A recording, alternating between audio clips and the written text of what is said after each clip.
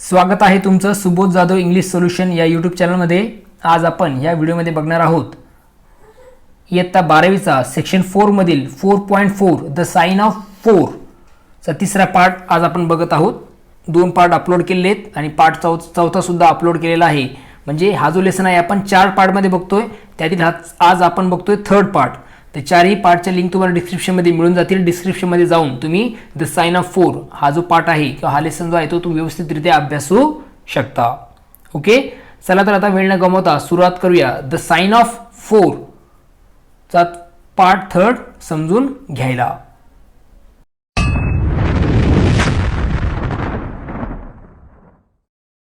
The sign of 4 चा आपण तिसरा पार्ट बघतोय। याच्या अगोदर दोन पार्ट मी अपलोड केले ते बघू शकता आणि चौथ्या पार्टची लिंक सुद्धा तुम्हाला डिस्क्रिप्शन मध्ये मिळून जाईल। बघा काय दिलेलं आहे, the sign of 4 chapter number 2 भाग दुसरा, चॅप्टर नंबर 2 अंक दुसरा आपण त्याला म्हणूया। द स्टेटमेंट ऑफ द केस म्हणजे केसची प्रस्तावना यामध्ये दिलेली आहे। केस नेमकं काय आहे त्याची माहिती आपल्याला या पार्ट मध्ये मिळेल। काय दिलंय बघा, Miss Morstan entered the room with a firm step. Miss Morstan जी आहे ती रूम मध्ये तिने काय केलं तर एकदम ठामपणे पावलं टाकीत ती काय झाली तर रूम मध्ये गेली। And an outward composure of manner, आणि त्या प्रवेश करण्यामध्ये काय होता, आत्मविश्वास होता। म्हणजे तिने आत्मविश्वासाने काय केला होता तर त्या रूम मध्ये त्या खोलीमध्ये प्रवेश केला होता।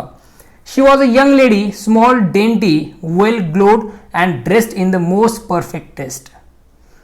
तिने काय केलं होतं, नीटनेटके, वेल ग्लोड म्हणजे कसे नीटनेटके असे तिने काय घेतले होते तर हातमोजे घातलेले होते। त्याचबरोबर एक ड्रेस्ड म्हणजे अतिशय अभिरुचीपूर्ण असा पोशाख तिने परिधान केलेला होता। आणि ती कशी होती तर she was a young lady, small dainty. आता डेंटीचा अर्थ होतो नाजूक, डेलिकेट, म्हणजे ती कशी होती नाजूक अशी तरुणी। ओके, एक लहान नाजूक अशी ती तरुणी होती। डेंटी म्हणजेच काय तर आपण त्याला म्हणूया नाजूक। ओके, स्मॉल म्हणजे लहान अशी ती एक सुंदर तरुणी होती। There was however a plainness and simplicity about her costume which bore with it a suggestion of limited means। पण तिच्या पोशाखातील सौम्यपणा, साधेपणा, प्लेननेस म्हणजे काय सौम्यपणा, त्याचबरोबर सिम्प्लिसिटी म्हणजे साधेपणा, about her costume which bore with it a suggestion of limited mean. म्हणजे तिच्या जो पोशाखातील सौम्यपणा किंवा साधेपणा, तिच्या जी की आर्थिक परिस्थिती कशी तर एक साधी आहे, म्हणजे जास्त खूप श्रीमंती नाही किंवा मग बेताची तिची आर्थिक परिस्थिती आहे याची जाणीव करून देत होता तिचा ड्रेस आणि तिचा साधेपणा आपण त्याला म्हणू शकतो किंवा plainness. The dress was sombre greyish beige untrimmed and unbraided and she wore a small turban of same dull hue relieved only by a suspicion of white feather in the side. फिकट असा करड्या रंगाचा तिचा पोशाख नीटनेटका शिवलेला आणि विणलेला नव्हता। म्हणजे तो नीटनेटका शिवलेलाही नव्हता आणि विणलेलाही नव्हता, पण तिचा रंग कसा होता, फिकट करड्या रंगाचा तो होता। त्याशिवाय तिने काय केलं तर निस्तेज रंगाची एका बाजूला पांढरी पीस लावलेली टोपी घातलेली होती। आता टर्बन म्हणजे टोपी, स्मॉल टर्बन एक छोटीशी टोपी तिने घातलेली होती आणि तिचा कलर कसा होता, एक नाजूक निस्तेज असा तिचा कलर होता, निस्तेज असा तो कलर होता। डल म्हणजे काय तर निस्तेज अशा प्रकारची कलरची ती टोपी होती आणि एका बाजूला एक पांढरं पीस म्हणजे व्हाईट फिदर तिने एका साईडला त्या टोपीला लावलेलं होतं। Her face had neither regularity of feature nor beauty of complexion but her expression was sweet and amiable and her large blue eyes were singularly spiritual and sympathetic. आता इथे काय दिसतं आपल्याला की तिचा चेहरा जो होता तो रेखीव नव्हता। Okay, her face had neither regularity of features nor beauty of complexion, किंवा मग अशी सुंदरही ती नव्हती। ओके, तिचा कलर जो होता, कॉम्प्लेक्शन म्हणजे कलर, तिचा कलर होता तो अतिशय सुंदरही नव्हता। But her expression was sweet, परंतु तिचे जे एक्सप्रेशन होतं चेहऱ्यावरचं एक्सप्रेशन ते कसं होतं तर प्रसन्न करणारं होतं। वॉज स्वीट अँड ॲमिएबल, प्रसन्न आणि आपुलकीचे भाव तिच्या चेहऱ्यावर होते। And her large blue eyes were singularly spiritual and sympathetic, आणि तिचे जे टपोरे निळे असे डोळे होते तिच्यामध्ये सहानुभूती आणि एक विलक्षण असं चैतन्य होतं। स्पिरिच्युअल म्हणजे तिचे डोळे जे होते चैतन्याने भरलेले होते आणि सिम्पॅथेटिक म्हणजे सहानुभूतीने ते भरलेले होते। तिचे ते निळे लार्ज मोठे डोळे। In an experience of women which extends over many nations and 3 separate continents, I have never looked upon a face which gave a clearer promise of a refined and sensitive nature. अनेक देशातील आणि 3 विभिन्न खंडांमधील बऱ्याच स्त्रियांचा अनुभव असूनही मी इतका निर्मळ आणि संवेदनशील स्वभावाची चेहरा असलेली स्त्री या अगोदर पाहिली नव्हती. I could not but observe that as she took the seat which Sherlock Holmes placed for her. मी बघितलं की शेरलॉक होम्सने तिला बसायला जी जागेवर बसायला सांगितलं होतं त्या जागेवर ती बसली. हर लिप्स ट्रम्बल्ड, आणि तिचे जे ओठ होते ते कसे होते, ते ट्रम्बल म्हणजे थरथरत होते. हर हँड क्विवर म्हणजे पण थरथरणे. ओके, तिचे हात जे होते ते सुद्धा काय होते तर थरथर कापत होते. And she showed every sign of intense inward agitation. आणि तिचं जे काही सगळे साईन आहेत, तिचे जे काही मुवमेंट होत होती, हालचाल होत होती, तिच्यामधून तिचे जी हालचाल आहे त्यातून असं दिसत होतं की तिच्या मनामध्ये काही घालमेल चालू होती. ओके, ॲजिटेशन म्हणजे घालमेल, म्हणजे चळवळ काही तिच्या मनामध्ये चालू होती असं ते तिला बघून भासत होतं. I have come to you Mr Holmes, she said. ती मिस्टर होम्सला म्हणाली, मी तुम्हाला भेटायला आले आहे. Because you once enable my employer Mrs Cecil Forrester to unravel a little domestic complication. तिची जी मालक होती, एम्प्लॉयर कोण, मिसेस सेसिल फॉरेस्टर, तिचं जे काही एक लहान असा घरगुती असं प्रकरण होतं ते सोडवण्यासाठी काय केली होती, तुम्ही मदत केली होती असा रेफरन्स कोणी दिला, त्या मिस मॉर्स्टनने तिथे दिला. She was much impressed by your kindness and skill. आणि तिची जी मालक होती कोण, मिसेस सेसिल फॉरेस्टर, ती काय झाली होती तर त्याच्या या कामामुळे, त्याच्या दयाळूपणामुळे, त्याच्या कौशल्यामुळे त्या काय झाल्या होत्या तर खूप प्रभावित झाल्या होत्या. मिस मॉर्स्टनची मालक कोण, मिसेस सेसिल फॉरेस्टर. इथे काय दिलं बघा, त्यानंतर मिसेस सेसिल फॉरेस्टर ही रिपीटेड थॉटफुली. तिने काय केलं तर विचार करत, म्हणजे ते नाव पुन्हा उच्चारलं कोणी, मिस्टर जे काही हा आहे कोण, मिस्टर होम्स, त्यांनी पुन्हा ते नाव उच्चारलं कुठलं, मिसेस सेसिल फॉरेस्टर, आणि ते नाव उच्चारत तिने काय केलं तर आठवण्याचा प्रयत्न केला. I believe that I was of some slight service of her. The case however as I remember it was a very simple one. मी त्यांची थोडीफार मदत करू शकलो असेल, मात्र माझ्या आठवणीप्रमाणे ते प्रकरण फारच काय होतं तर सोपं होतं. She did not like so, but at least you cannot say the same of mine. त्यांना तसं वाटत नव्हतं, परंतु माझ्या बाबतीत तुम्ही तसं म्हणू शकत नाही. I can hardly imagine anything more strange, more utterly inexplicable than the situation in which I find myself. मी ज्या परिस्थितीत आलो आहे, मी ज्या परिस्थितीत आता आहे त्याहून जास्त विचित्र, अत्यंत गूढ दुसरं काही असू शकेन असं मला वाटत नाही. Holmes rubbed his hands and his eyes glisten. होम्सने आपले हात काय केले तर चोळले, रब्ड केले, चोळले, आणि त्याचे डोळे काय झाले तर चमकले. ग्लिस्टन म्हणजे चमकणे. He leaned forward in his chair with an expression of extraordinary concentration upon his clear-cut, hawk-like features. आता तिचे हात चोळले आणि त्याचे डोळे कसे झाले चमकले, आणि तो काही का ससाण्यासारखा म्हणजे हॉकसारखा तीक्ष्ण चेहऱ्यावर कमालीची एकाग्रता आणून तो काय झाला तर खुर्चीवरून पुढे सरकला. State your case, said he in brisk and business tone. आणि उत्साही असा व्यावसायिकाच्या स्वरात म्हणाला, तुमची केस सांगा किंवा तुमची केस मांडा.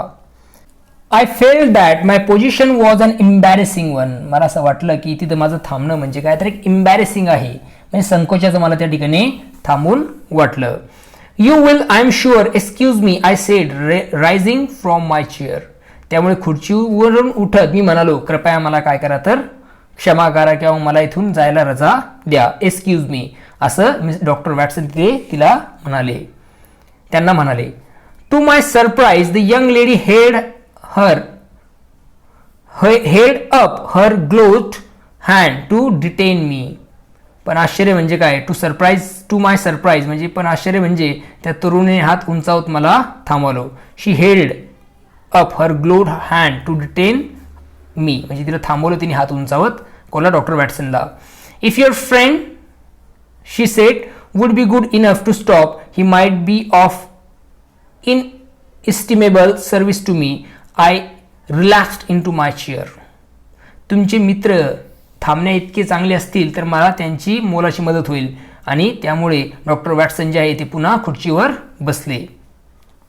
Relaxed in my chair. Briefly थोडक्यात शी कंटिन्यू तिने सांगायला सुरुवात केली. तिने पुढे सांगायला सुरुवात केली थोडक्यात सांगते असं म्हणून. The facts are these.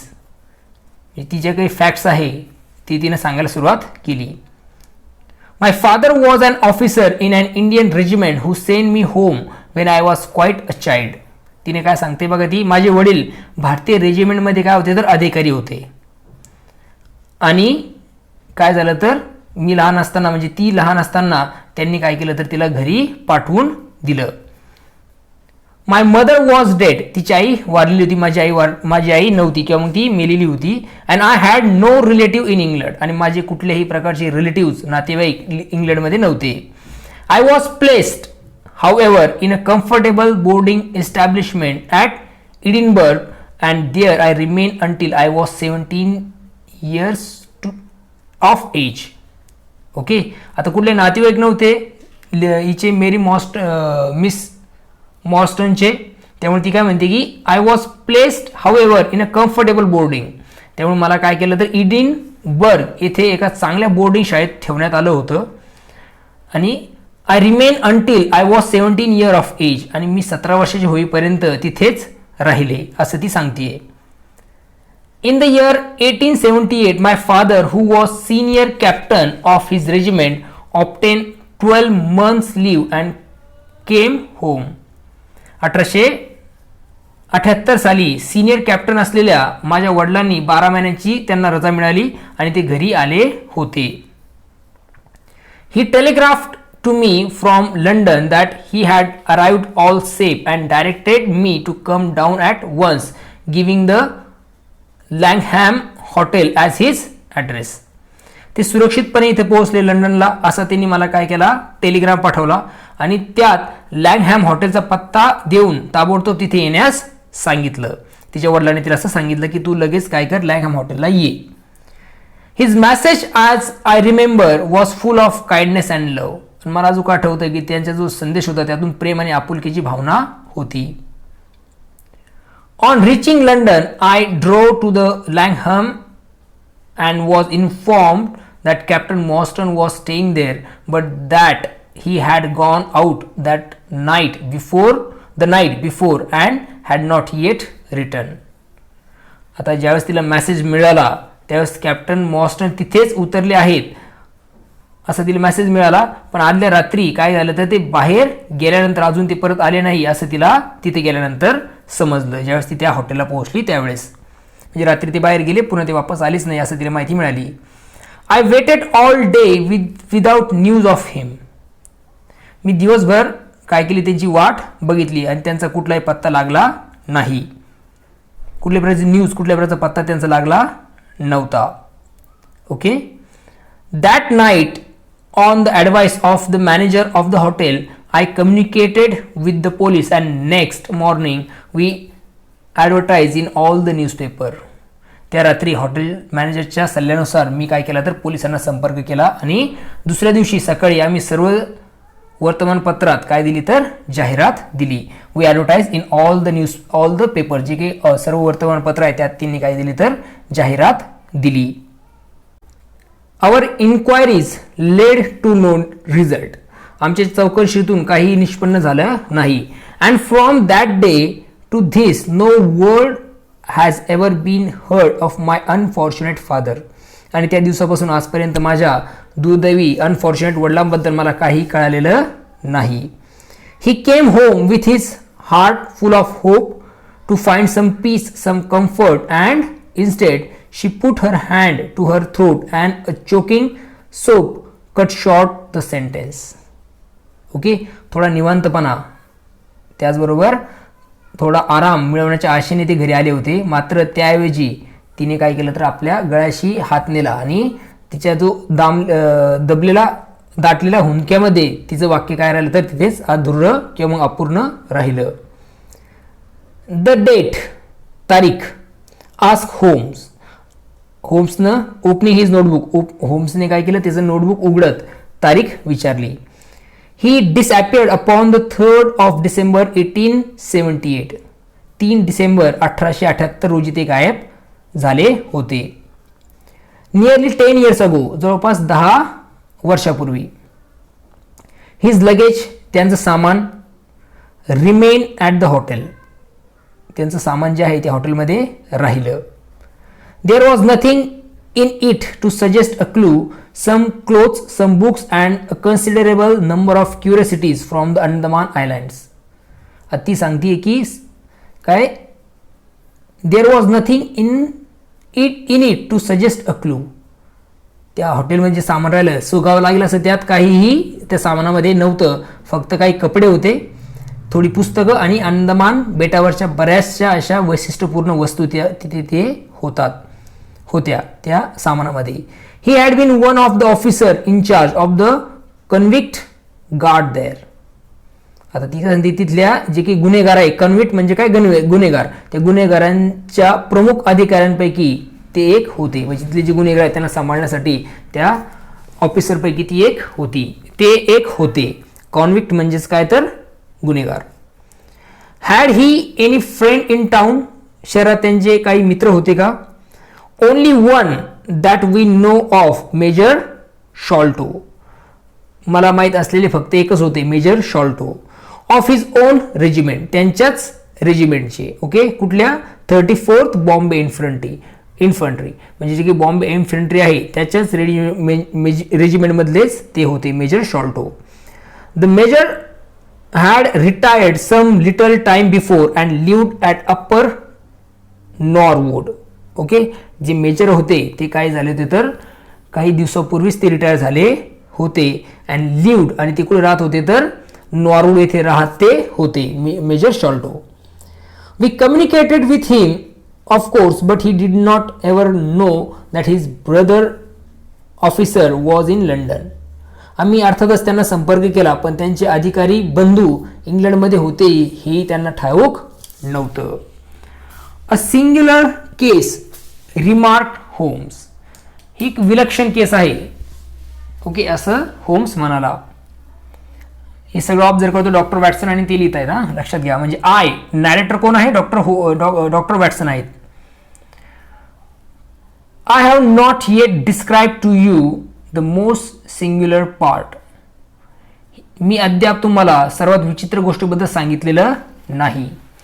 About 6 years ago, to be exact, upon the 4th May 1882, an advertisement appeared in the Times asking for the address of Miss Mary Morstan and stating that it would be to her advantage to come forward. काय आता ती काय म्हणते, I have not yet describe to you the most singular part. मी अद्याप तुम्हाला काय सांगितलं नाही तर एक सिंग्युलर पार्ट किंवा विचित्र अशा गोष्टीबद्दल मी तुम्हाला सांगितलेलं नाही. अबाउट 6 years ago म्हणजे 6 वर्षापूर्वी सुमारे. To be exact, upon the 4th May 1882, 4 May 1882 रोजी टाइम्समध्ये एक ॲडव्हर्टाइजमेंट तिने बघितली. टाइम्समध्ये पेपर असावा, त्या पेपरमध्ये, आणि त्यात विचारण्यात आलं, okay, asking for the address of Miss Mary Morstan. त्यामध्ये मिस मेरी मॉर्स्टनचा पत्ता विचारणारी एक जाहिरात छापून आली होती. आणि काय होतं त्याच्यामध्ये, and stating that it would be to her advantage to come forward. आणि त्याच्यात लिहिलं होतं की तिने जर प्रतिसाद दिला तर तिच्या फायद्याचे ठरेल. There was no name or address appended. त्याबरोबर कुठलेही किंवा कुणाचे नाव किंवा पत्ता जोडलेला नव्हता. I had at that time just entered the family of Mrs Cecil Forrester in the capacity of governess. Okay, मी त्यावेळी नुकतीच मिसेस सेसिल फॉरेस्टरच्या कुटुंबात एक गव्हर्नेस म्हणून रुजू झाले होते, कामाला तिथे लागले होते. Bye her advice I published my address in the advertisement column. त्यांच्या सल्ल्यानुसार मी काय केलं तर माझा पत्ता जाहिरातीच्या कॉलममध्ये छापण्यासाठी परवानगी दिली किंवा मग छापण्यासाठी पाठवला. The same day there arrived through the post a small cardboard box addressed to me which I found to contain a very large and lustrous pearl. त्याच दिवशी पोस्टाने माझ्या नावे एक छोट्या पुठ्ठ्याचा बॉक्स आला आणि त्यात एक मोठा पाणीदार असा मोती होता. No word of writing was enclosed. Okay, त्याशिवाय दुसरं काहीही लिहिलेलं नव्हतं. Since then every year upon the same date there has always appeared a similar box containing a similar pearl without any clue as to the sender. तेव्हापासून दरवर्षी त्याच तारखेला तसाच मोती असलेला तशाच प्रकारचा एक बॉक्स येतो ज्यावर पाठवण्याचा कुठलाही संकेत सापडत नाही. They have been pronounced by an expert to be of a rare variety and of considerable values. एका तज्ज्ञाने अतिशय दुर्मिळ आणि मौल्यवान असा तो मोती आहे असं सांगितलं. You can see for yourself that they are very handsome. ते किती सुंदर आहेत ते तुम्ही स्वतः पाहू शकता. She opened a flat box as she spoke and showed me 6 of the finest pearls that I had ever seen. बोलता बोलता तिने तो चपटा जो बॉक्स आहे तो उघडला आणि मी आजवर कधी न पाहिलेलं असं उत्कृष्ट असं ते 6 मोती तिने मला दाखवले. Showed me 6 of the finest pearls. जे काही उत्कृष्ट असे जे 6 मोती आहे ते तिने त्याला दाखवले. Your statement is most interesting, said Sherlock Holmes. Sherlock Holmes उद्गारला, तुमचं प्रकरण फारच रंजक आहे, इंटरेस्टिंग आहे. Has anything else occurred to you? आणखीन काही तुमच्यासोबत घडल्याचं तुम्हाला आठवतं का? Yes and no later than that today. Okay, हो आजच ते घडलं आहे. That is why I have come to you. त्यामुळेच मी तुमच्याकडे आले आहे. This morning I received this letter. आज सकाळी मला हे पत्र मिळालं. which you will perhaps read for yourself. तुम्ही स्वतःच ते वाचलं तर बरं होईल असं ती म्हणाली त्यांना, शेरलॉक होम्सला. Thank you said Holmes. होम्स म्हणाला धन्यवाद. The envelope too please. कृपया तो लिफाफा सुद्धा दाखवा. Postmark London SW. डेट जुलै 7. आता त्याच्यावर काय लिहिलं होतं? त्या लिफाफ्यावर लिहिलं होतं पोस्टमार्क लंडन SW आणि तारीख लिहिली होती 7 जुलै. हां असा त्याचा अर्थ होतो. असं त्याला म्हणूया आपण. Men's thumb mark on corner probably postman. कोपऱ्यात कोणा व्यक्तीचा जो अंगठ्याचा ठसा आहे कदाचित तो कोणाचा असावा? पोस्टमनचाच असेल असं तो बोलला. Envelopes at 6 pens a packet. उत्कृष्ट प्रतीचा कागद असलेला 6 पेन्सचे एक पॉकेट असलेला तो लिफाफा होता आणि त्याचा कागदाचा जो प्रत होती ती कशी होती तर उत्कृष्ट अशी ती होती. Particular man in his stationery. Stationery बाबत चोखलदंड असा तो व्यक्ती आहे. नो ॲड्रेस, पत्ता नाही. Be at the 3rd pillar from the left outside the Lyceum theatre tonight at 7 o'clock. आज संध्याकाळी 7 वाजता लिसेयम लायकम नाही तर ते लिसेयम आहे. लिसेयम थिएटरच्या बाहेर डावीकडून 3ऱ्या खांबापाशी थांब. जो 3rd पिलर आहे तिथे तू थांब असं तिच्यावर लिहिलेलं होतं.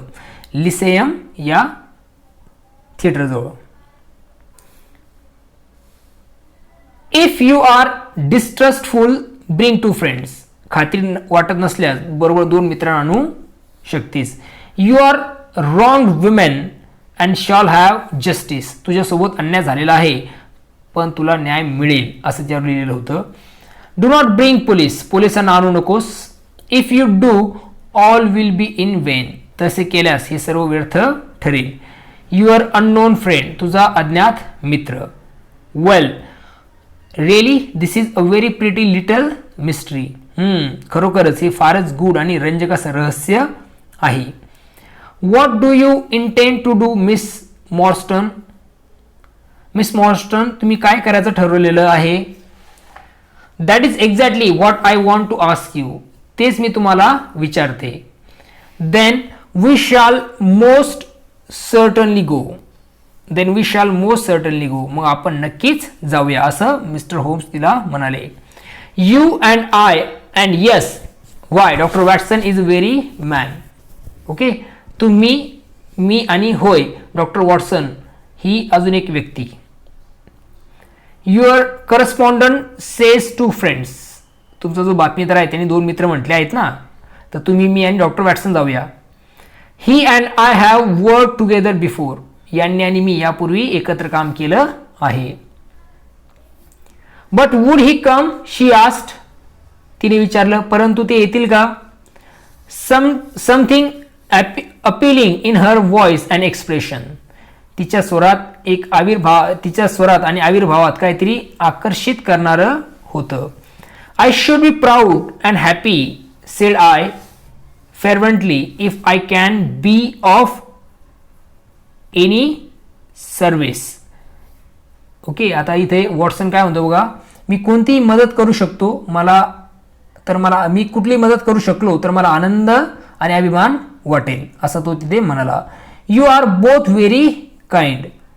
तुम्ही दोघे खूप कशा तर दयाळू आहात असं ती म्हणाली. I have led a retired life and have no friends whom I could appeal to. ती काय म्हणतीये, मी एकाकी आयुष्य जगले. रिटायर्ड म्हणजे एकाकी आयुष्य ती जगली आणि विनंती करू शकेन असं मला कोणी मित्र नाही. अपील केल्यानंतर असं कुठल्या प्रकारचा मित्र तिला नाहीत. If I am here at 6 it will do I suppose. मी इथे 6 वाजता पोहोचले तर चालेल का? You must not be later said Holmes. त्याहून जास्त उशीर करू नकोस किंवा त्यावर जास्त उशीर नको असं होम्स तिला म्हणाले. There is one other point however. Is this handwriting the same as that upon the pearl box address. आता बरं, आणखीन एक मुद्दा आहे की हे हस्ताक्षर जे आहे ते मोत्यांच्या बॉक्सवरच्या पत्त्यातल्या हस्ताक्षरासारखंच आहे का? ते हँडरायटिंग दोन्ही सारखंच आहे का? I have them here she answered producing half a dozen pieces of paper. मी ते आणले आहेत. अर्धा डझन कागदांच्या चिठ्ठ्या काढून तिने दाखवलं.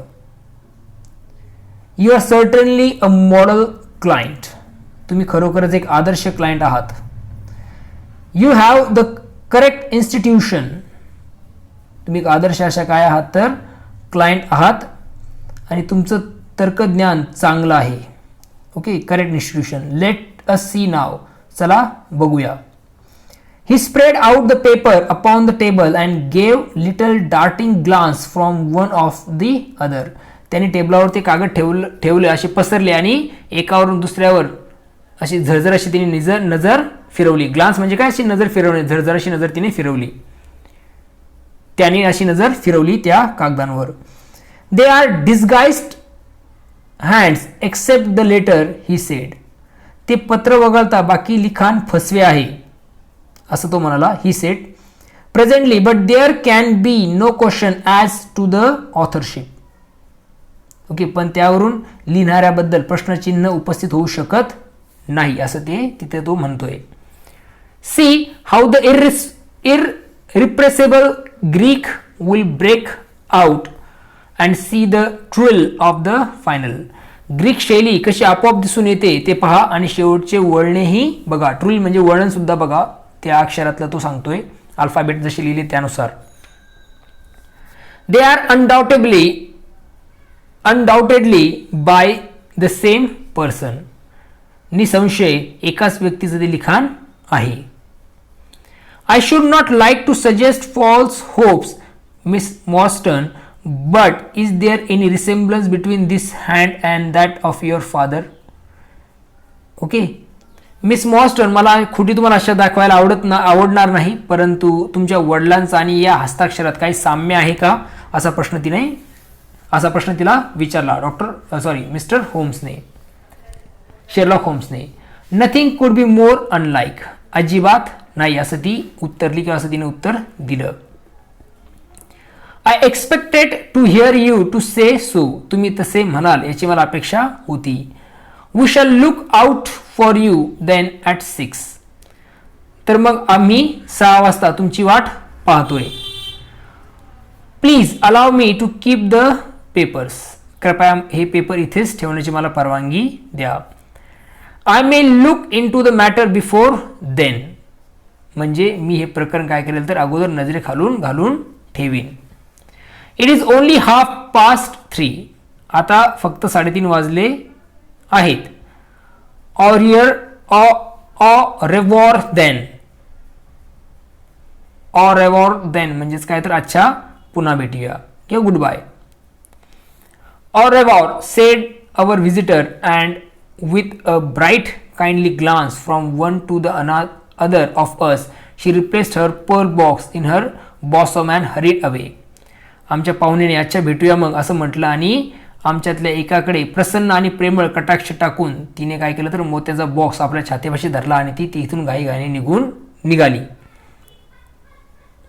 Standing at the window, I watched her walking briskly down the street until the grey turban and white feather were but a speck in the sombre crowd. खिडकीजवळ उभे राहून तिची जी की टोपी आहे राखाडी टोपी आणि पांढरे पीस गर्दीतल्या एका लहानसा ठिपका होईपर्यंत रस्त्यातून भरभर चालत जाताना मी तिला पाहिलं. What a very attractive woman, I exclaimed. मी म्हणालो किती आकर्षक युवती आहे. Turning to my companion. माझ्या जो जोडीदार आहे त्याच्याकडे वळत मी म्हणालो की किती आकर्षक ती युवती आहे. He had lit his pipe again and was leaning काय दिलं बघा back with dropping eyelids. Is she? He said languidly. I did not observe.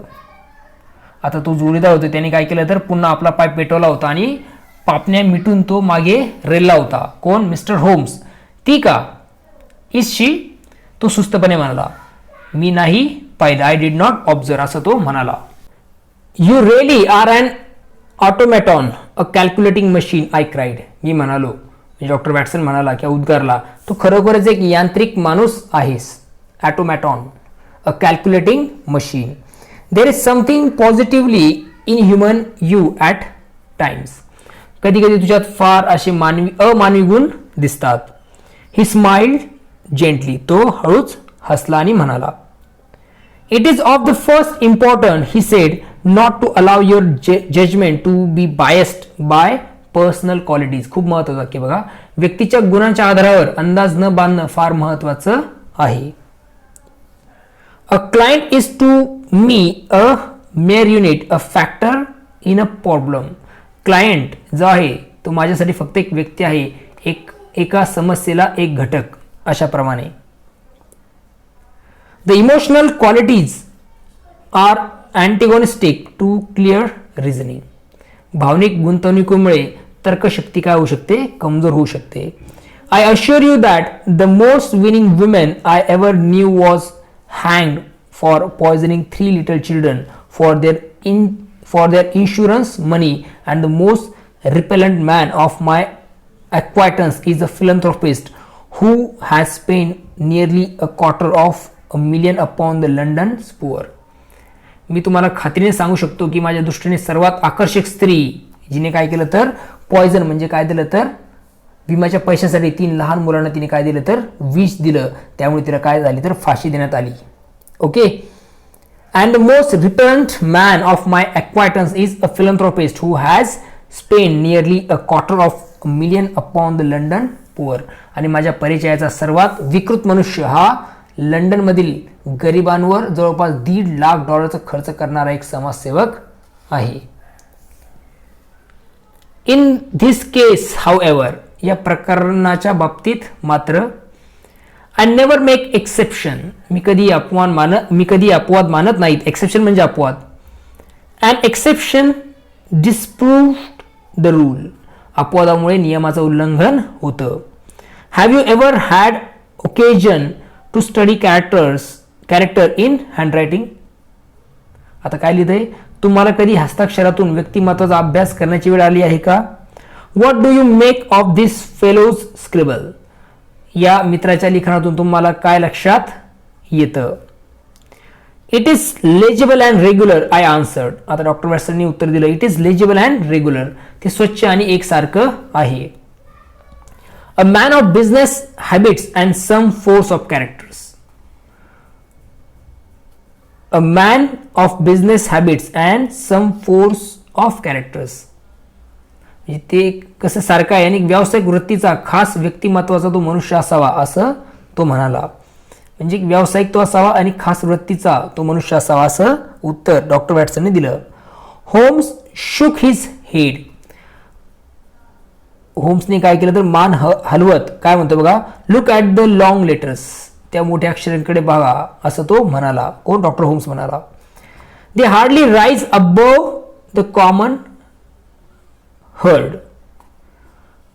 काय बघ, त्या मोठ्या अक्षराकडे पहा, ती बाकीच्या अक्षरांपेक्षा फार मोठी वाटत नाहीत. The D might be and A. तो डी कदाचित ए असू शकतो. अँड एल अँड ई, तो एल ई असू शकतो.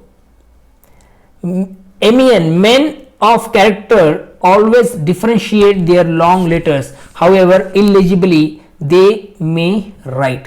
चारित्र्यवान पुरुषाचं हस्ताक्षर किती न समजणार असलं तरी ते मोठी अक्षरे नेहमी वेगळी काढतात. There is vacillation in his case and self esteem in his capitals. Okay, त्याच्या के अक्षरात संदिग्धता जाणवते आणि कॅपिटल अक्षरात स्वाभिमान दिसून येतो. I am going out now. मी आता बाहेर जात आहे. Let me recommend this book, one of the most remarkable ever pen. Okay, मी बाहेर जात आहे, मला काही संदर्भ शोधायचे आहेत. आजवर लिहिलेल्या सर्वात उल्लेखनीय पुस्तकांपैकी ते एक पुस्तक पहा. कुठलं पुस्तक बघा ते? It is Winwood Reade's Martyrdom of Man, I shall be back an hour. ते पुस्तक जे आहे विनवूड रीडचं मार्टिरडम ऑफ मॅन, आणि तो म्हणतो की I shall be back in an hour. म्हणजे जो काही शेरलॉक होम्स आहे तो म्हणतो की I shall be back in an hour, मी एका तासात परत येईन. I sat in the window with the volume in my hand. Okay, त्या खिडकीजवळ हातात काय झालं तर खंड घेऊन, म्हणजे तो व्हॉल्यूम घेऊन तो बसला. But my thoughts were far from the daring speculations of the writer. पण माझ्या मनातले विचार लेखकाच्या धाडसी तर्कापासून फार दूर होते. My mind ran upon our late visitor, her smiles, the deep rich tone of her voice, the strange mystery which overhung her life. तिचं जे मन होतं त्या डॉक्टर वॅटसनचं ते कुठं होतं तर तो म्हणतोय की माझं मन नुकत्याच येऊन गेलेल्या त्या पाहुणेकडे वळालं. तिचं हसू, तिच्या आवाजातला दाट तरळ स्वर, तिच्या आयुष्याला वेढून टाकणारे ते गूढ रहस्य, याबद्दल तो विचार करत होता Doctor Watson. If she were 17 at the time of her father's disappearance, she must be 7 and 20 now, a sweet age when youth has lost its self-consciousness and become a little sobered by experience. तो काय म्हणतोय की वडिलांच्या गायब होण्याच्या वेळी जर ती 17 वर्षाची असेल तर ती निश्चितच आता 27 वर्षाची असावी. एक गोड वय जेव्हा तारुण्यातला संकोच नाहीसा झालेला असतो आणि अनुभवाने थोडंसं आत्मभान आलेलं असतं, सेल्फ कॉन्शियस झालेलं असतं का अनुभवाने, अशा प्रकारे तो म्हणतोय. किती छान असे वाक्य ह्या लेखकाने वापरलेत बघा. So I sat and mused until such dangerous thoughts came into my head that I hurried away to my desk and plunged furiously into the latest treatise upon pathology. असा विचार करीत मी बसलो आणि काही धोकादायक विचार मनात आल्याचे लक्षात येताच भानावर येऊन मी घाईघाईने माझ्या डेस्कवर गेलो आणि पॅथॉलॉजीवरच्या नवीन प्रबंधात स्वतःला बुडवून घेतलं. What was I? मी कोण होतो? An army surgeon with a weak leg and a weaker banking account that I should dare to think of such things. एक अधूपायाचा, वीक असा लेग आणि बँकेच्या खात्यात अशी किरकोळ अशी पैसे असलेला किंवा पुंज असलेला एक सैन्यातला सर्जन मी होतो. That I should dare to think of such thing. मी अशा गोष्टीचा विचार करण्याची हिंमत कशी करावी. She was a unit, a factor, nothing more. ती एक व्यक्ती, एक घटक होती, त्याहून अधिक कुणीच नव्हती. If my future were black it was better surely to face it like a man than an attempt to brighter it by mere will o the wisp of the imagination. माझं भविष्य अंधारात असताना केवळ कल्पनेच्या मोहजाळाने ते उजळण्याचा प्रयत्न करण्यापेक्षा पुरुषासारखं त्याला तोंड देणं अधिक योग्य होतं, असं तो तिथे म्हणतो. आणि चॅप्टर 2 तिथे संपतोय आपला. चॅप्टर 3 हा आपण काय करणार आहोत, नवीन पार्टमध्ये बघणार आहोत. आय होप तुम्हाला या चॅप्टरचं ह्या लेसनचे पार्ट 1, पार्ट 2, पार्ट 3 समजलेलं आहे.